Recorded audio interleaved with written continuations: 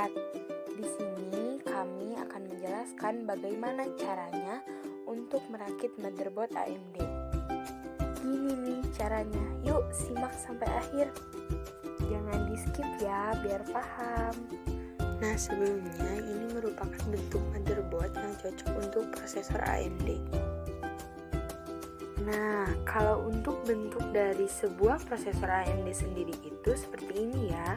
Prosesor ini sangat penting bagi sebuah komputer dan harus ada ya teman-teman. Kalau untuk penempatan dari prosesor itu di mana sih? Nah, di sini nih yang ada putih-putih itu. Kalau untuk caranya yaitu dengan menempelkan bagian bawah dari prosesor ke tempat tersebut dengan memperhatikan kecocokan antara prosesor dan tempatnya. Jika sudah cocok, maka tinggal menurunkan bagian besi yang ada di bagian samping. Nah, di sini merupakan bentuk detail setelah prosesor ditempatkan pada tempatnya. Selanjutnya di sini ada heatsink jenis AMD. Fungsi dari heatsink ini adalah untuk mendinginkan area sekitar prosesor. Ini bentuk lengkapnya ya. Kalau untuk tempat pemasangan heatsink sendiri itu terdapat di bagian atas prosesor. Untuk caranya bisa dilihat di video ya. Ingat jangan sampai salah ya, tempatnya harus pas.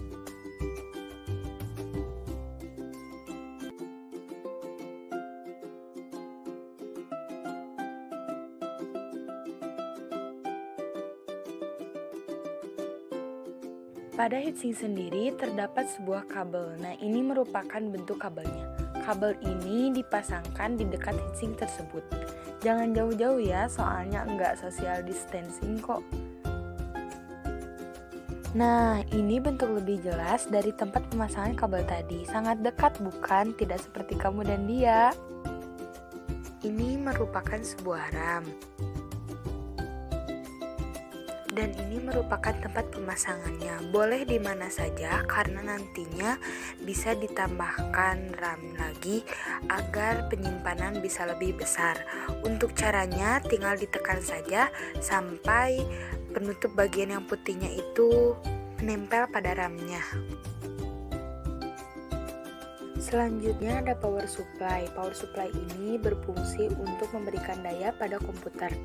Power supply juga memiliki banyak kabel, salah satunya yaitu kabel pin 24.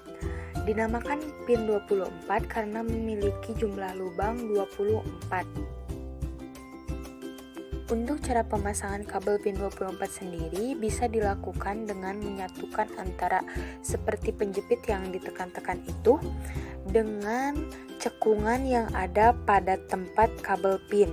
Nah, seperti yang ditunjuk tadi ya, tinggal dimasukkan saja dan bisa dilihat di video untuk lebih jelasnya.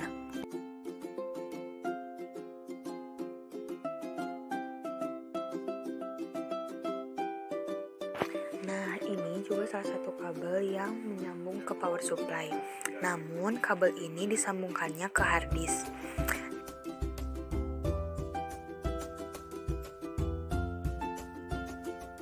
Untuk menyambungkannya melalui bagian harddisk paling bawah. Nah, itu bagian yang kuning-kuning di situ ya.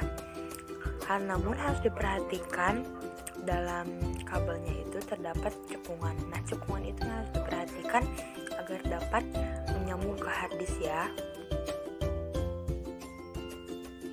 Untuk cara lebih jelasnya dapat dilihat di video. Selanjutnya di sini ada kabel SATA. Kabel SATA ini memiliki dua ujung. Yang satu kita hubungkan ke hard disk ke sebelah yang tadi ya, teman-teman. Untuk lebih jelasnya bisa dilihat di video.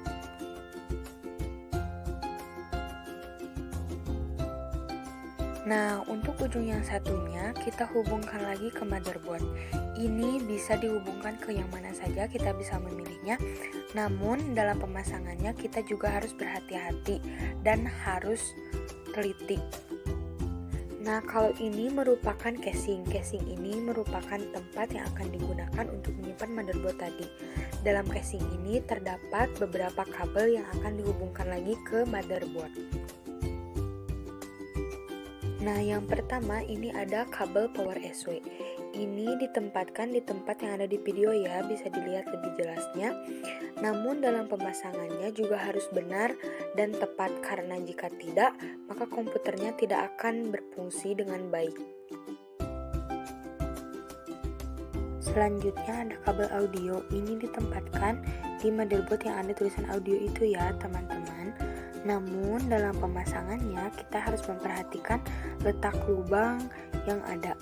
Jika pemasangannya tidak pas, maka audio tidak akan berfungsi.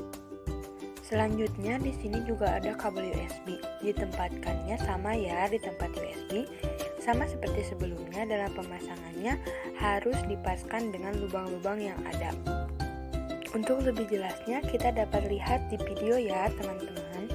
Sementara hanya itu yang kami tahu. Selanjutnya kita coba untuk menghidupkannya. Nah, di sini ada power supply, di sana ada lubang ya. Lubang itu untuk kabel ini. Nah, ini kabel ini kita sambungkan ke power supply.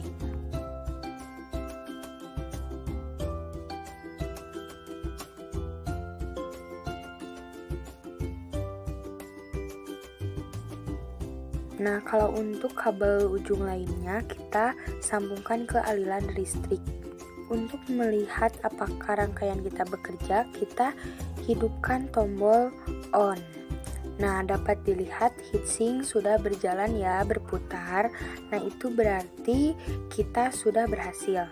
Nah, dan ini dia hasilnya. Semoga kalian mengerti dan penjelasannya mudah dipahami ya. Mohon maaf atas kesalahan dan kekurangannya. Tetap semangat, jangan mengeluh sebelum mencoba. Sampai berjumpa lain waktu. Bye-bye.